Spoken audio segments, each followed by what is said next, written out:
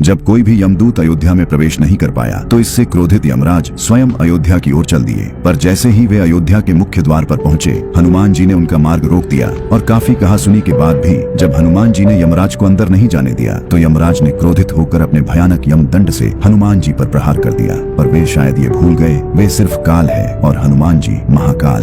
दरअसल त्रेता युग के अंत में श्री राम की लीला समाप्त होने को थी और तभी अचानक पूरे यमलोक में शोक मनाया जाने लगा, क्योंकि कुछ देर पहले ही यमराज घायल अवस्था में कराहते हुए पृथ्वी से यमलोक में प्रवेश किए थे। किसी भी यमलोक वासी को ये समझ नहीं आ रहा था कि क्या हुआ है और सभी के काल यमराज की ये दशा किसने की। ऐसा कौन पृथ्वीवासी है जो यमराज से भी शक्तिशाली है। असल में यह सब कुछ दिन पहले हुए यमराज और चित्रगुप्त के बीच एक गंभीर बहस का परिणाम था। चित्रगुप्त ने यमराज से कांपते हुए कहा, प्रभु अब वो समय आ गया है जब आपको श्री राम से पृथ्वीलोक छोड़ने का आग्रह करना होगा, पर इसमें एक बहुत ही बड़ी समस्या है। इस पर यमराज ने कहा, कैसी समस्या चित्रगुप्त, साफ साफ बताओ। तब चित्रगुप्त ने कहा, प्रभु अयोध्या में पिछले कई वर्षों से कोई भी यमदूत प्रवेश ही नहीं कर पाता। इस वजह से अयोध्या के किसी भी मनुष्य की मृत्यु नहीं हो पा रही। आप चाहे तो यमदूतों से पूछ सकते हैं। और तब यमराज के पूछने पर यमदूतों ने बताया कि जब वे अयोध्या के समीप पहुंचते हैं तो अयोध्या के द्वार पर पहरा दे रहे एक वानर के शरीर से निकलता हुआ प्रकाश जैसे ही उनके शरीर पर पड़ता है तो उनके शरीर जलने लगते हैं और इसलिए वे आगे नहीं बढ़ पाते। यह सुन यमराज के पूछने पर जब चित्रगुप्त ने यह बताया कि वो वानर कोई और नहीं स्वयं हनुमान है तो यमराज ठहाके मारकर हंसते हुए कहने लगे, तुम लोग हनुमान से इतना डर रहे हो, मैं चाहूँ तो किसी के भी प्राण ला सकता हूँ, फिर वो हनुमान किस गिनती में है। और इतना कहते ही यमराज अपने महिष भैंसे पर सवार होकर अयोध्या की ओर चल पड़े। पर जैसे ही वे अयोध्या के द्वार पर पहुंचे हनुमान जी उनके सामने आ गए। हनुमान जी ने अत्यंत विनम्रता से प्रणाम करते हुए कहा, हे धर्मराज, आप मृत्यु के देवता हैं, आपका यहाँ आना अशुभ संकेत है, कृपया बताएं आप यहाँ क्यों पधारे हैं। यमराज ने अपने अहंकार भरे स्वर में कहा, हनुमान मेरे मार्ग से हट जाओ, मैं यहाँ श्री राम से मिलने आया हूँ, क्योंकि उन्होंने अपनी लीला की जो अवधि निर्धारित की थी वो समाप्त हो चुकी है। यह सुनते ही हनुमान जी ने दृढ़ता से कहा, हे यमदेव, मेरे प्रभु की आज्ञा के बिना इस नगर में कोई प्रवेश नहीं कर सकता और जब तक मैं जीवित हूँ कोई भी शक्ति मेरे प्रभु को यहाँ से नहीं ले जा सकती, आप लौट जाइए। यमराज ने इसे अपना घोर अपमान समझा और गरजते हुए बोला, अरे मूर्ख वानर, तू काल को रोकने का दुस्साहस कर रहा है, मेरे मार्ग से हट जाओ नहीं तो मुझसे युद्ध करो। यमराज के ये कठोर स्वर और युद्ध की ललकार सुन हनुमान जी क्रोध से तिलमिला उठे और फिर शुरू हुआ हनुमान जी तथा यमराज के बीच वो भयानक युद्ध जिसका आप सभी को इंतजार था।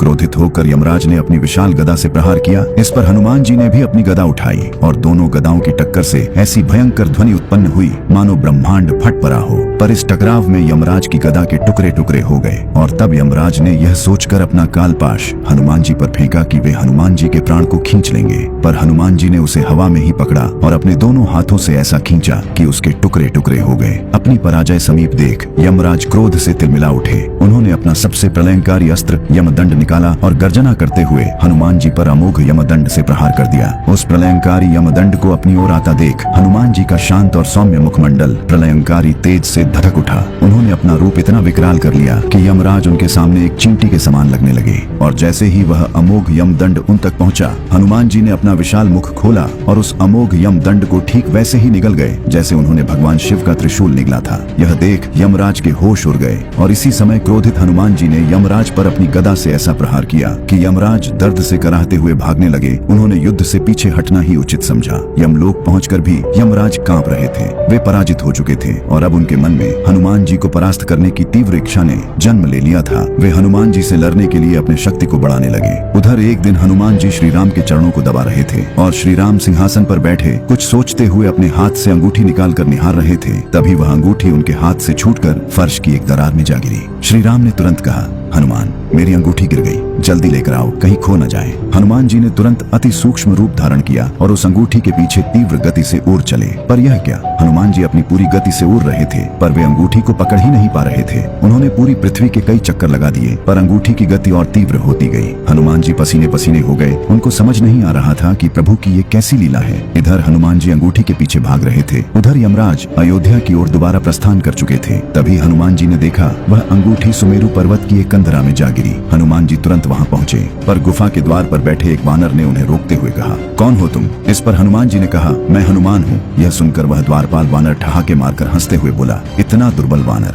हनुमान कैसे हो सकता है? और असली हनुमान जी तो अंदर हैं। यह सुन आश्चर्य से हनुमान जी ने अंदर वाले हनुमान जी से मिलने की इच्छा जताई। जैसे ही द्वारपाल वानर अनुमति लेकर आया, हनुमान जी ने अंदर प्रवेश किया और अंदर आते ही उन्होंने एक ऐसे दिव्य वातावरण का अनुभव किया जो स्वयं श्री राम के समीप होने से भी अधिक मनोरम था। और तभी सामने सिंहासन पर बैठे एक अत्यंत ही दिव्य और विशाल हनुमान जी ने कहा, आओ हनुमान, तुम्हारा स्वागत है। इस पर हनुमान जी ने कहा, हम दोनों हनुमान कैसे हो सकते हैं? तो उन विशाल हनुमान ने कहा, मैं पिछले कल्प का हनुमान हूँ और तुम इस कल्प के, कहो क्यों आए हो? तब हनुमान जी ने कहा, मैं अपने प्रभु की अंगूठी लेने आया हूँ, वो इसी गुफा में आई है। इस पर उन विशाल देहधारी हनुमान जी ने अंगूठी की एक विशाल ढेर को दिखाते हुए कहा, ले लो, इसमें से जो भी हो। हनुमान जी उन सारी अंगूठी को आश्चर्य से देखते रह गए। तब अंदर बैठे हनुमान जी ने समझाया, जब जब पृथ्वी पर श्री राम अवतार की लीला पूर्ण होती है, श्री राम अपने हनुमान को इसी तरह अंगूठी लेने भेजते हैं और यहाँ वो अंगूठी 1 से 2 हो जाती है। एक हनुमान लेकर चले जाते हैं, दूसरी यही रह जाती है और यह लो तुम्हारी ये अंगूठी। इधर हनुमान जी इस लीला में उलझे थे और उधर यमराज अपनी पूरी शक्ति से अयोध्या के द्वार पर पहुंचकर हनुमान जी को पुकारने लगे। और तभी वहाँ एक आकाशवाणी हुई, हे धर्मराज, श्री राम आपका इंतजार कर रहे हैं। आप हनुमान के आने के पहले ही उनके महल पहुंचे।